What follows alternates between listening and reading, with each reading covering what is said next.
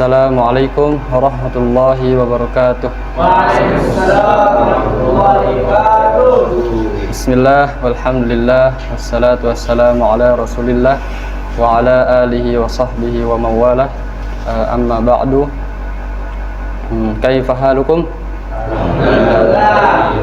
Alhamdulillah, pada kesempatan kali ini di hari Jumat yang insyaallah diberkahinya ini, insyaallah kita akan mendengarkan setoran terakhir dari Ananda Nizam Asqalani. Beliau akan menyetorkan setoran terakhirnya 3 ayat terakhir dari surat Al-Baqarah dan diakhiri dengan surat Al-Fatihah. Dan untuk mempersingkat waktu kepada Ananda Nizam, tafadhal.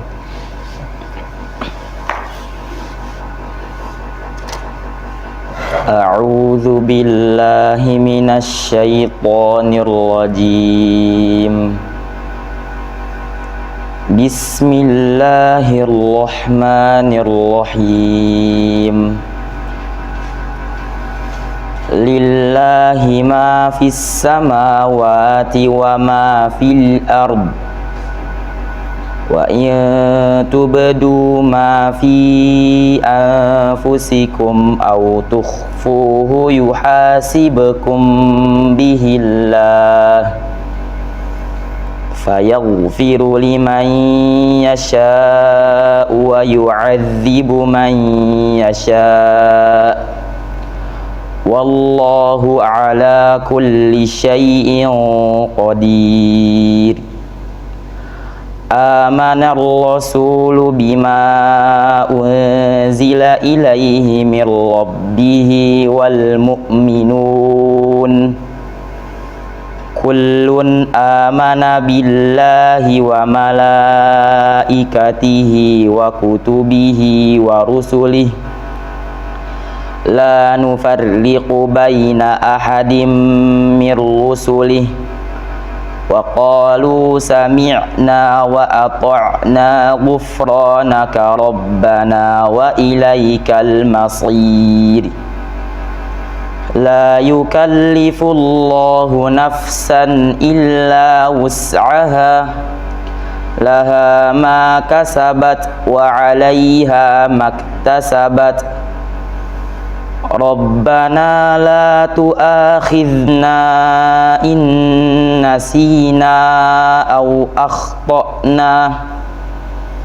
Rabbana wa la tahmil 'alaina isran kama hamaltahu 'alal ladzina min qablina. Rabbana wa la tuhammilna ma la taqata lana bih wa'fu 'anna waghfir lana warhamna anta maulana fansurna 'alal qaumil kafirin. Bismillahirrahmanirrahim. Alhamdulillahi rabbil alamin. Ar-Rahmanir Rahim. Maliki yaumiddin. Iyyaka na'budu wa iyyaka nasta'in. Ihdinas siratal mustaqim. Siratal ladzina an'amta 'alaihim ghairil maghdubi 'alaihim waladdallin. Amin. Alhamdulillah.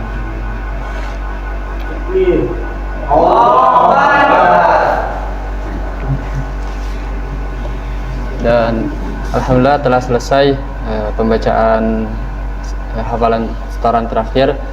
Kita lanjut dengan acara berdoa kepada Ustaz Ridho. Tafadhal.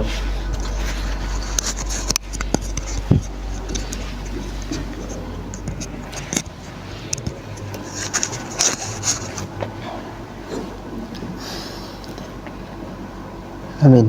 أعوذ بالله من الشيطان الرجيم. بسم الله الرحمن الرحيم. الحمد لله رب العالمين حمدا يوافي نعمه ويكافئ مزيده. يا ربنا لك الحمد كما ينبغي لجلال وجهك وعظيم سلطانك. اللهم صل على محمد وعلى آله وصحبه أجمعين. اللهم ارحمنا بالقرآن. اللهم ارحمنا بالقرآن واجعله لنا إماما ونورا وهدى ورحمة. اللهم ذكرنا منه ما نسينا وعلمنا منه ما جهلنا وارزقنا تلاوته آناء الليل وأطراف النهار على وجه الذي يرضيك عنا واجعله لنا حجة يا رب العالمين. نسألك اللهم بكل اسم هو لك سميت به نفسك أو أنزلته في كتابك أو علمته أحدا من خلقك أو استأثرت به في علم الغيب عندك أن تجعل القرآن العظيم ربيع قلوبنا ونور صدورنا وجلاء أحزاننا وذهاب همومنا وغمومنا يا أرحم الراحمين. اللهم اجعل القرآن لنا في الدنيا قرينا وفي القبر مونسا وفي يوم القيامة شفيعا وعلى الصراط نورا وإلى الجنة رفيقا ومن النار حجابا وستارا. اللهم اجعلنا ممن يقيم حروفه وحدوده ولا تجعلنا ممن يقيم حروفه ويضيع حدوده. اللهم اجعله شاهدا لنا واجعله شفيعا لنا وحجة لنا لا حجة علينا. اللهم اجعلنا ممن قاده القرآن إلى الجنان ولا تجعلنا ممن أعرض عنه القرآن فزجه في قفاه في النار يا واحد يا قهار. اللهم اجعلنا وأزواجنا وأولادنا وذرياتنا من أهل القرآن الذي هم أهلك وخاصتك يا أرحم الراحمين. اللهم اجعل القرآن العظيم لقلوبنا ضياء ولأبصارنا جلاء ولأسقامنا دواء ولذنوبنا ممحصا وعن النيران مخالصا. اللهم اجعلنا لكتابك من التالين وعند ختمه من الفائزين وعند النعماء من الشاكرين وعند البلاء من الصابرين. ولا تجعلنا ممن استهوته الشياطين فشغلته بالدنيا عن الدين فأصبح من النادمين وفي الآخرة من الخاسرين. اللهم أصلح لنا ديننا الذي هو عصمة أمرنا وأصلح لنا دنيانا التي فيها معاشنا وأصلح لنا آخرتنا التي إليها معادنا واجعل الحياة زيادة لنا في كل خير واجعل الموت راحة لنا من كل شر. اللهم اغفر لنا ذنوبنا وذنوب والدينا ولأساتذتنا ولمشايخنا ولجميع المسلمين والمسلمات الأحياء منهم والأموات. ربنا آتنا في الدنيا حسنة وفي الآخرة حسنة وقنا عذاب النار. سبحان ربك رب العزة عما يصفون وسلام على المرسلين والحمد لله رب العالمين. Alhamdulillah, telah selesai acara yang kedua, yaitu pembacaan doa. Mari kita lanjut ke acara yang ketiga, yaitu pesan dari anak. Ya, yang pertama pesan anak kepada Anda Nizam. Ya. Semoga apa yang telah antum hafalkan, apa yang telah antum setorkan kepada anak 1 tahun ini, semoga bermanfaat bagi diri antum dan juga bagi masyarakat atau orang lain. Dan ana berharap semoga antum tetap istiqomah dalam memurojaah hafalan antum ya. Jadi jangan sampai berhenti ya. Antum berhenti murojaah saat antum meninggal ya. Mungkin cukup sekian pesan dari anak untuk Nizam. Dan yang kedua pesan anak untuk kita semua, terkhusus untuk anak pribadi ya. Yang pertama selalu bertakwa kepada Allah Subhanahu wa ta'ala dimanapun kita berada ya. Yang kedua perlu diingat, terkhusus untuk yang hatam dan umumnya untuk kita semua, ini bukan akhir dari perjalanan antum bersama Al-Quran ya. Jadi bukan akhir, tetapi ada langkah-langkah yang harus antum lanjutkan ya. Mungkin antum di langkah pertama ini antum telah selesai yang sudah khatam, yaitu masa menghafal. Antum telah hafal 30 juz. Dalam langkah yang pertama, dalam fase yang pertama antum telah selesai. Tetapi tidak hanya cukup satu fase aja antum cukup dengan hafalan antum, tidak. Tetapi antum harus melanjutkan ke langkah yang kedua. Apa langkah yang kedua? Yaitu memurojaah dan mentadaburi apa yang di dalam isi Al-Quran ya. Jadi tidak hanya menghafal, tetapi antum perlu memurojaah dan mentadaburi apa yang di dalam Al-Quran. Nah, dan yang ketiga, langkah yang ketiga dan yang terakhir, yaitu mengamalkan ya. Sebagaimana hadis dari Nabi Shallallahu Alaihi Wasallam, khairukum man ta'allama al-Quran wa 'allamah. Sebaik-baik dari kalian adalah yang mempelajari Al-Quran dan yang mengamalkan Al-Quran.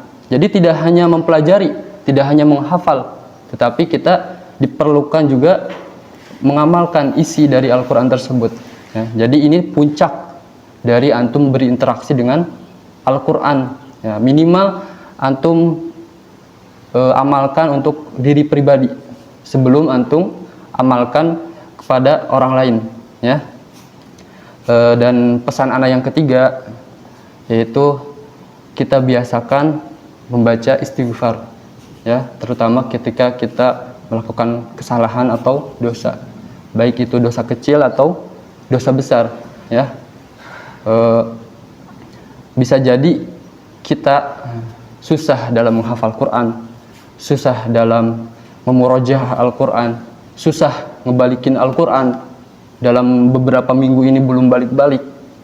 Bisa jadi itu dosa yang kita telah perbuat, dosa yang lalu-lalu yang telah kita perbuat ya. Jadi anak sarankan kepada antum semua, untuk anak pribadi juga, kalau kita semua telah melakukan kesalahan atau sebuah dosa, langsung cepat-cepat kita bertobat, kita langsung istighfar ya. Terutama dosa yang besar, antum kalau bisa salat taubat ya. Dan antum tobatnya tobat nasuha ya, jangan tobat sambal. Gimana tobat sambal? Antum udah tahu sambal itu pedas, tetapi antum nyomot lagi ya. Jangan sampai antum dalam segi kesalahan dosa besar juga antum kayak gitu. Antum sudah melakukan kesalahan dosa besar, tetapi antum nyoba lagi, gimana sih, nikmat gak gitu ya. Jadi jangan sampai antum kayak gitu ya. Jadi ana sarankan antum setelah melakukan dosa, antum tobat, dan tobatnya tobat nasuha ya.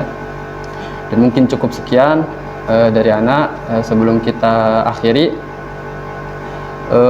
kita berdoa kepada Allah Subhanahu wa ta'ala, semoga orang tua kita diberi kesehatan, diberi kemudahan dalam mencari rezeki, dan dimudahkan dalam segala urusannya, dan diberikan anak-anak yang soleh dan solehah menghafal Al-Quran ya.